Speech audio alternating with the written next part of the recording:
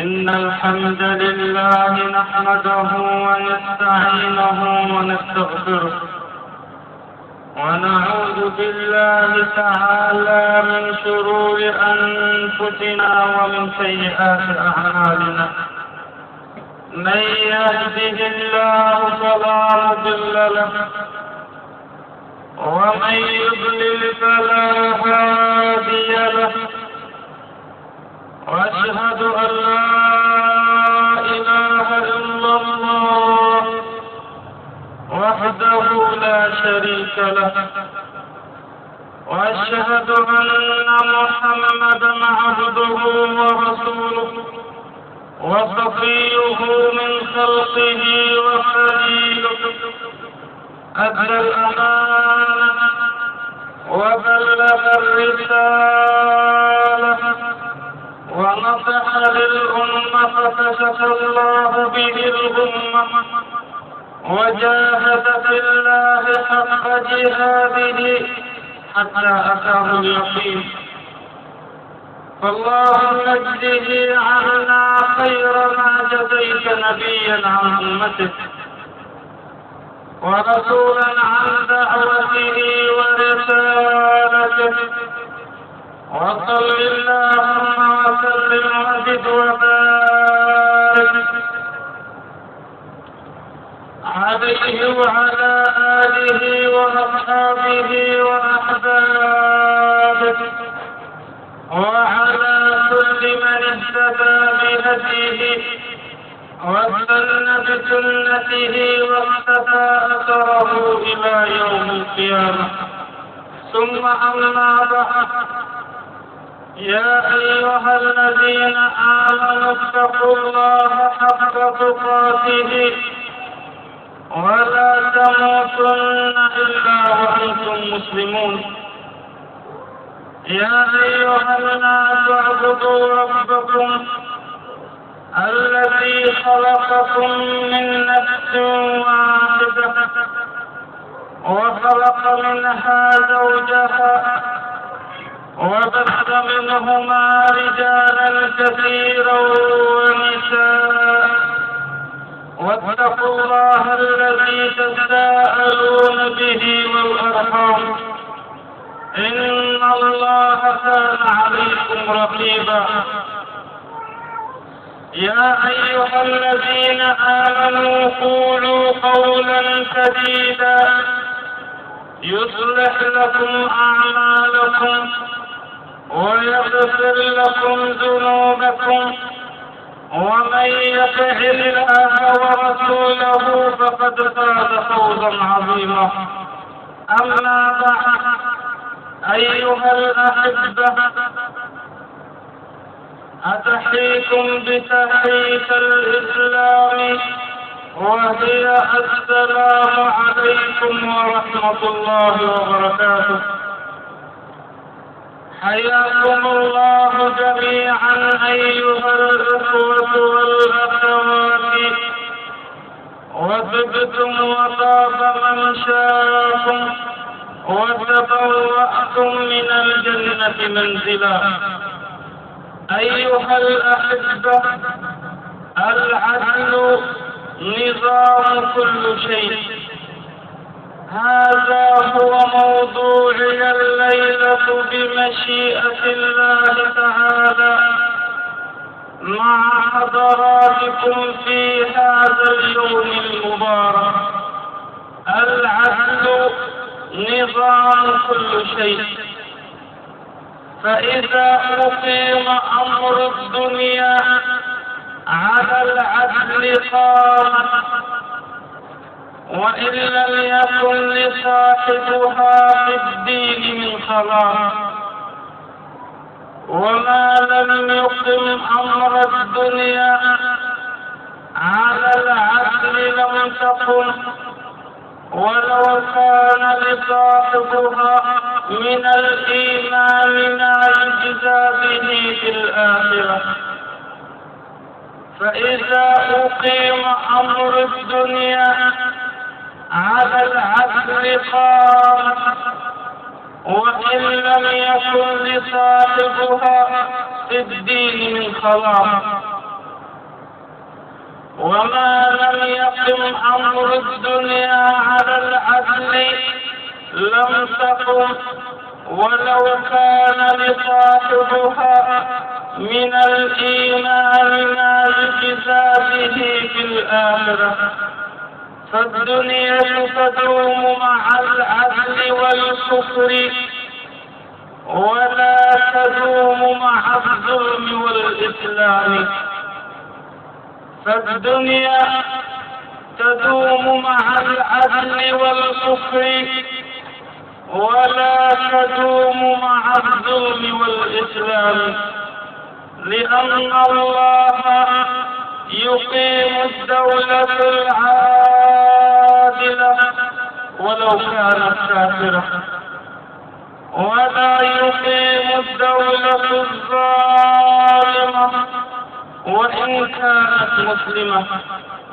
إن الله يقيم الدولة العادلة ولو كانت كافرة، ولا يقيم الدولة الظالمة وإن كانت مسلمة. فما أقبح الظلم أيها الأحبة، فما أقبح الظلم وما أعظم العدل. ويقول الله تعالى: والله يقضي بالحق، والله يقضي بالحق. وددت لو إني أقرأ هذه الآية على الأمة كلها. والله يقضي بالحق، والله ما أعظمها من آية. فالله هو الحق، وقرآنه حق، وكتبه حق، ورسله حق، ومحمد صلى الله عليه وسلم حق، والساعة حق، وقوله الحق، وقضاؤه حق. إذ لا تستقيم الدنيا إلا بالعدل والحق، إذ لا تستقيم الدنيا إلا بالعدل والحق. يقول الله تبارك وتعالى: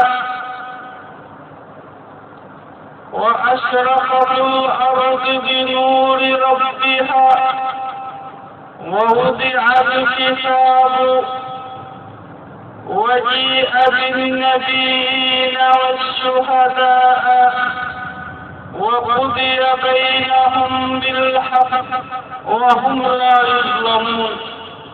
ووفيت كل نفس ما عملت وهو أعلم بما يفعلون.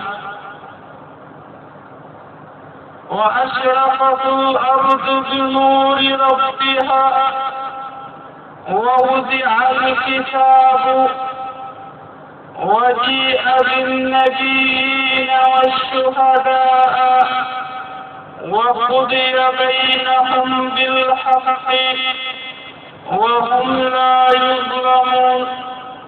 ووفيت كل نفس ما عملت وهو أعلم بما يفعلون. فمن كان منكم حاكما فليحكم بالعدل، فمن كان منكم حاكما فليحكم بالعدل، فالعدل أساس كل شيء. واعلم حبيبي في الله إنك مسؤول بين يدي الله جل وعلا.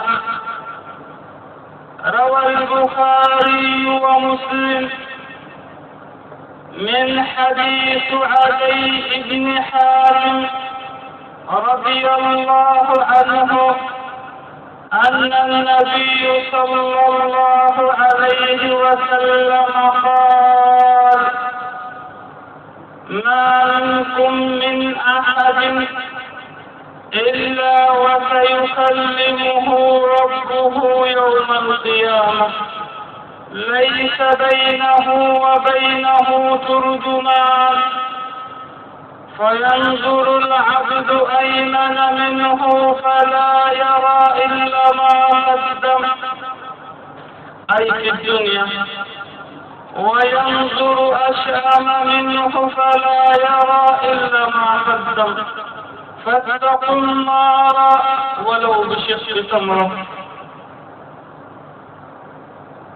ما منكم من أحد إلا وسيكلمه ربه يوم القيامة، ليس بينه وبينه ترجمان، فينظر العبد أيمن منه فلا يرى إلا ما قدم، وينظر أشأم منه فلا يرى إلا ما قدم، فاتقوا النار ولو بشق تمرة. فالأمر جليل والخطب كبير، والقضاء أمرا تولاه الأنبياء والمرسلون، والقضاء أمرا تولاه الأنبياء والمرسلون. قال الله تعالى لسيد من قضى بالحق والقسط: قال الله لنبينا وهو أول من قضى في الإسلام: تولى رسول الله صلى الله عليه وسلم القضاء بنفسه. قال الله له: وأن احكم بينهم بما أنزل الله ولا تتبع أهواءهم واحذرهم أن يفتنوك عن بعد ما أنزل الله إليك، فإن تولوا فاعلم إنما يريد الله أن يصيبهم ببعض ذنوبهم، وإن كثيرا من الناس لفاسقون. أفحكم الجاهلية يبغون ومن أحسن من الله حكما لقوم يوقنون. وأن احكم بينهم بما أنزل الله ولا تتبع أهواءهم واحذرهم أن يفتنوك عن بعض ما أنزل الله إليك، فإن تولوا فاعلم إنما يريد الله أن يصيبهم ببعض ذنوبهم، وإن كثيرا من الناس لفاسقون. أفحكم الجاهلية يبغون ومن أحسن من الله حكما لقوم يوقنون. صدق الله العظيم. فالقضاء وظيفة الأنبياء من قبل. وقال الله تبارك وتعالى لنبي كريم: يا داود إنا جعلناك خليفة في الأرض فاحكم بين الناس بالحق ولا تتبع الهوى. يا الله. يا داود إنا جعلناك خليفة في الأرض فاحكم بين الناس بالحق ولا تتبع الهوى. يقول الله تبارك وتعالى لنبي ولا تتبع الهوى، فالهوى ملك ظلوم جهول يصم الآذان عن سماع الحق ويعمي الأبصار عن رؤية الدليل ولو كان كالشمس في ضحاها. فالهوى ملك ظلوم جهول يصم الآذان عن سماع الحق ويعمي الأبصار عن رؤية الدليل ولو كان واضحا كالشمس في ضحاها. ويقول ابن الجوزي رحمه الله تعالى: الهوى لا يدفع بالدليل وإنما يدفع بتقوى الملك الجليل. الهوى لا يدفع بالدليل وإنما يدفع بتقوى الملك الجليل. ويقول الله تعالى لسيد من قضى: قال الله تعالى لرسول الله صلى الله عليه وسلم: وإن احكم بينهم بالقسط وإن حكمت بينهم فاحكم بينهم بالقسط إن الله يحب المقسطين. لذا يقول النبي صلى الله عليه وسلم كما في صحيح مسلم ومسند أحمد من حديث عبد الله بن عمر: إن المقسطين على منابر من نور على يمين الرحمن وكلتا يديه يمين. الله أكبر. إن المقسطين على منابر من نور على يمين الرحمن وكلتا يديه يمين، الذين يعدلون في حكمهم وأهليهم وما ولوا.